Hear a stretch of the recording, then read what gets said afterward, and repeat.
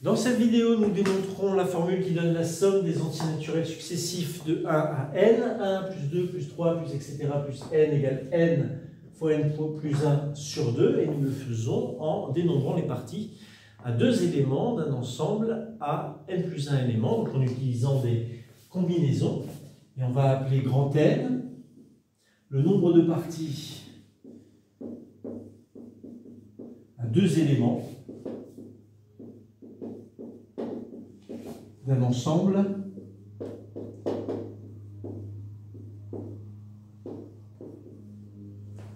à n plus 1 éléments. Alors, il faut bien considérer que ces parties sont sans ordre des éléments.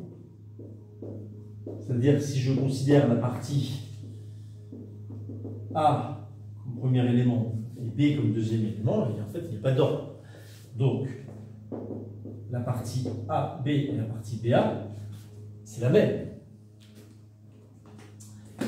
Alors, pour dénombrer ces parties, je vais cependant considérer d'abord que les éléments sont choisis avec ordre. Donc, avec ordre, on a n plus 1 choix pour le premier élément,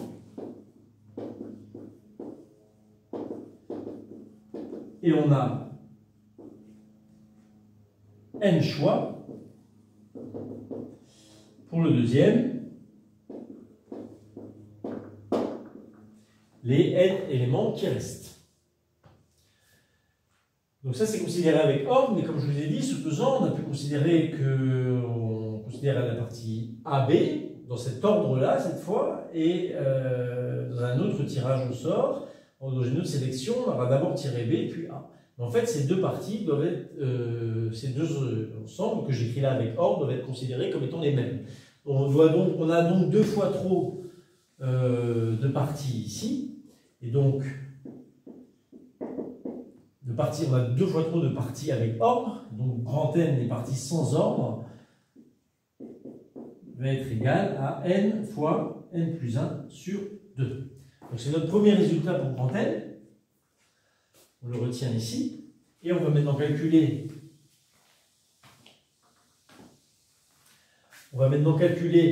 Ce nombre de parties d'une autre manière. Donc on considère le maximum des deux éléments de chaque partie. On considère le maximum des deux éléments.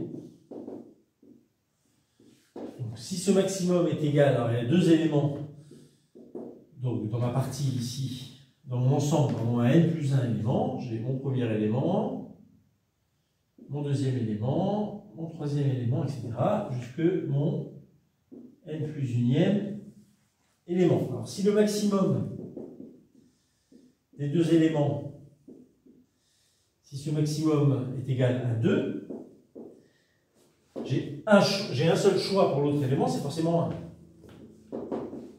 J'ai un choix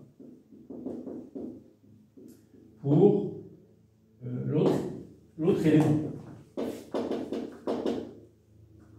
Si ce maximum est 3, j'ai combien de choix pour l'autre élément? Soit elle est égale à 1, qui est plus petit que 3, donc ça sera bien 3 le maximum, soit elle est égale à 2, qui est plus petit que 3, donc ce sera bien 3 le maximum. Donc j'ai deux choix pour l'autre élément, etc., etc. Si le maximum est égal à 4, j'ai 3 choix pour l'autre élément, jusqu'à finalement être dans l'hypothèse où ce maximum est égal à n plus 1, etc., etc., et où j'ai alors n choix pour l'autre élément. On a donc dans ce dénombrement, donc grand N ici est égal à 1 plus 2 plus etc. plus grand N. Et comme on avait notre grand N égal à n fois n plus 1 sur 2 tout à l'heure, on a bien égalité 1 plus 2, plus etc., plus grand N, égale n fois n plus 1 sur 2.